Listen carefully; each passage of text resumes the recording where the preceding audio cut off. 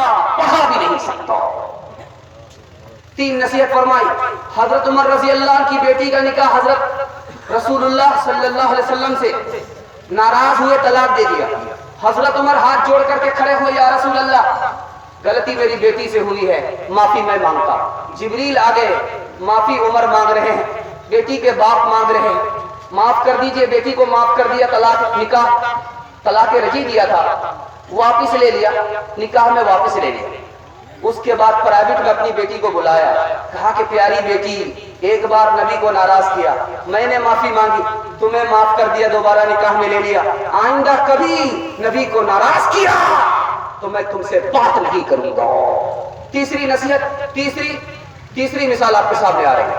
Baghdad में बाप ने बेटी को रुखसत किया, बगदाद में बाप ने बेटी को रुखसत किया, नसीहत की कि बेटी ससुराल जा रही हो, बदनाम मत होना, अगर तुम बदनाम होगी इससे पहले तुम्हारा बाप बदनाम हो जाएगा।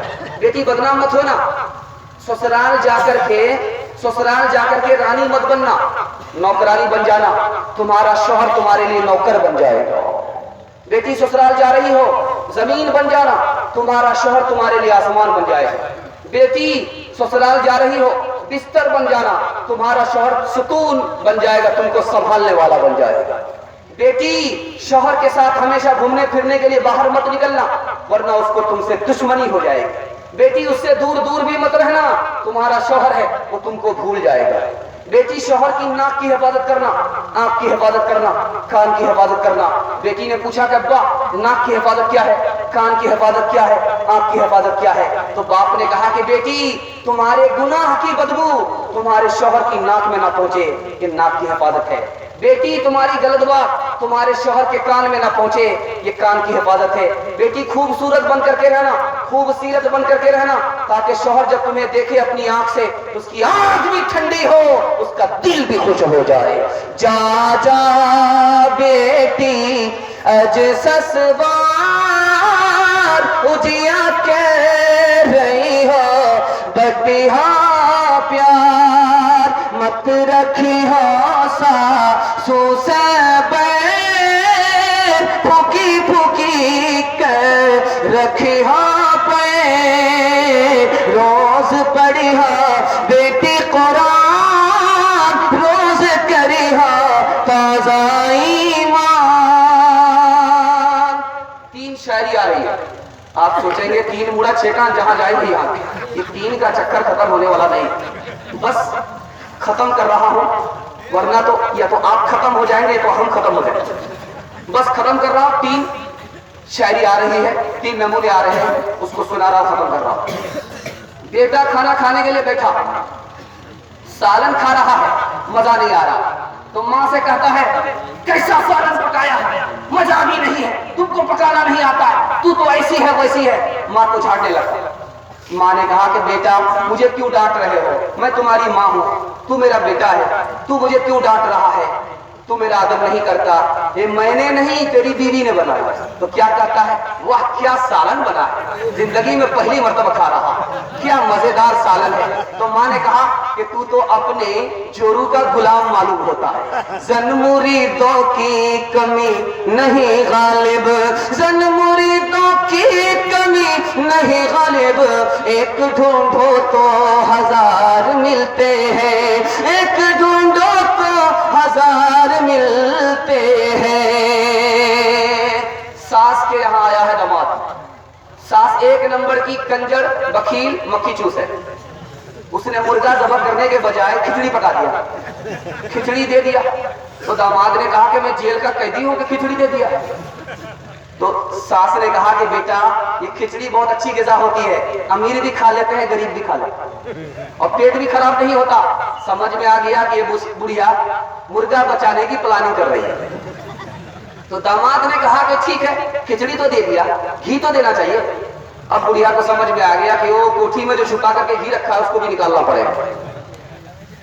बोतल में घी था, बुढ़िया लेकर के आई, ढक्कन खोल करके जब डालने लगी तो घी ज्यादा पड़ गया। अब बुढ़िया को बड़ा सदमा होने लगा कि घी ज्यादा पड़ गया। ऐसा करते हैं मैं भी बहाने से इसके साथ खा लेती हूँ ताकि हिसाब किताब बराबर सराबर हो जाए। तो बुढ़िया क्या कहती है कि बेटा अकेले खाने में बरकत नहीं होती है, मिल बांट करके खाने में बरकत होती है। समझ में आ गया कि ये बुढ़िया है कि अजूबा है, ये हमको खाने नहीं देगी, ये खुद खाएगी। अब जब बुढ़िया साथ में खाने लगी तो देखा कि दामाद की तरफ घी ज्यादा है, तो दिमाग लगाया कि ये घी कैसे टानेंगे, अपनी तरफ टानना है, दामाद की तरफ सारा घी है। तो बुढ़िया ने तरकीब निकाली और कहा कि बेटा मैं तुमसे नाराज हूँ, फला महीने में तुमने मेरी बेटी को ये मुसीबत दिया है, ये मुसीबत दिया है, ये मुसीबत दिया, सारा घी डाला। दामाद ने सोचा कि ये खाने नहीं देगी, ये तो बहुत होशियार है, बेकार मैंने इसको शामिल कर लिया। तो दामाद कहता है कि कौवे से ज्यादा कौवे का बच्चा चालाक होता है, अगर मैंने ये दुख दिया है तो ये सुख भी दिया है, ये सुख भी दिया है, ये सुख भी दिया है, सारा घी डाल लिया। दुख सुख को मिलाना पड़ता है तब जिंदगी कटती है। खुदा जब हुस्न देता है नजाकत आ ही जाती है, खुदा जब हुस्न देता है नजाकत आ ही जाती है। कदम थम थम के पड़ते हैं, कमर बल खाई जाती है।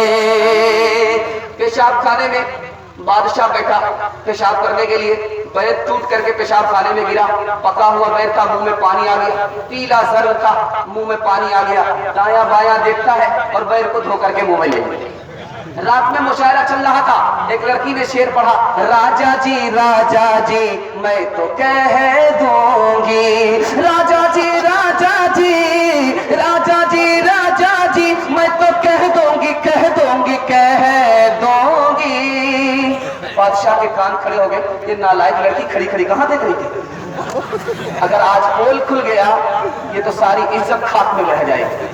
तो बादशाह ने चुपके से मुट्ठी में पैसा लिया, करीब आकर के कहता है, कहेगी कैसे, कहेगी कैसे, कहेगी कैसे, कहेगी कैसे, ये इनाम तो ले ले, राजा जी मैं तो कह दूंगी।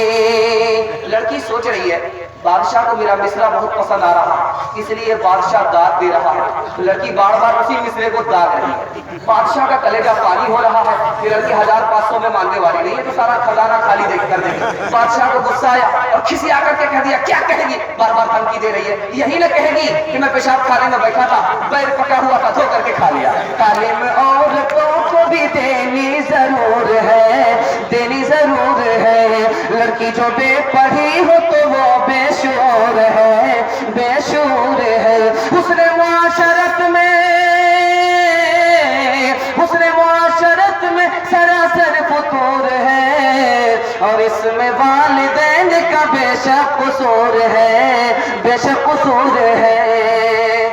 मेरा बयान खत्म हो चुका है, मुझे खत्म करना भी चाहिए। मुझे इतना पिलाना नहीं है कि उल्टी करके आप चले गए। जरूरत का सामान आपको मैंने कर दिया है। 5 वादे पर आप खड़े हो जाइए, अल्लाह आपके साथ खड़ा होगा। जब खुदा आपके साथ खड़ा होगा तो क्या बिगाड़ेगा नवाब सिराजुद्दौला, आपके साथ मौला खड़ा है। हुकूमत का काम आने और जाने का है। मुसलमान और इस्लाम कल भी था, आज भी है, कयामत तक रहेगा। आप रहिए इंशाअल्लाह।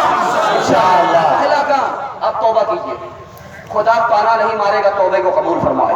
मसले का हल तौबा है, यहाँ का भी मसला वहाँ का भी मसला तौबे से हल होगा। पहला काम तौबा। दूसरा काम, गुनाह छोड़ दीजिए। गुनाह छोड़ेंगे, मुट्ठी भर दुश्मन आपको, 1 लाख दुश्मन, करोड़ों दुश्मन आपको शिकस्त नहीं दे सकता। अगर गुनाह नहीं छोड़ेंगे, मुट्ठी भर दुश्मन आपको जलील कर देगा, शिकस्त दे देगा।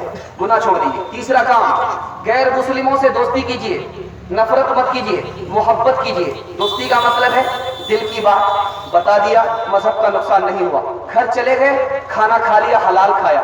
उन्होंने अपने घर बुला लिया, उसके घर खाए, हलाल खाए। उसको अपने घर बुला लिया, खिला दिया, उसके घर कपड़ा भेज दिया, उन्होंने मेरे घर कपड़ा भेज दिया। दिल की बात उसने भी कह दी, मैंने भी कह दिया।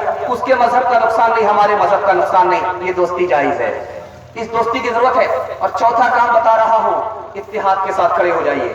देवबंदी को देवबंदी रहने दीजिए, बरेलवी को बरेलवी रहने दीजिए। कौम मुल्क मजहब के लिए आप भी खड़े हो जाइए, वो भी खड़ा हो जाए। इत्तेहाद की जरूरत है। और आखिरी काम बता रहा हूँ, सब्र कीजिए, अपनी हिफाजत खुद कीजिए, खुदा पर भरोसा कीजिए। किसी पर भरोसा करने की जरूरत नहीं है।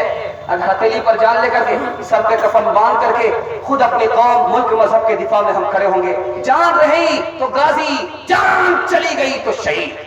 इंशाअल्लाह आज रहिए इंशाअल्लाह। और आखिरी काम बता रहा हूँ, अपने नई नस्ल के ईमान के और अकीदे की हिफाजत फरमाएंगे। खुदा आपकी हिफाजत में खड़ा होगा। जब हिफाजत में खुदा खड़ा होगा तो ये फिरौन आएंगे और जाएंगे, आपका कुछ नहीं बिगाड़ सकेंगे। آیا پروانہ گرا شمع پہ اور جل بھی مرا، آیا پروانہ گرا شمع پہ اور جل بھی مرا، تم ابھی سوچ رہے ہو کہ محبت کیا ہے، تم ابھی سوچ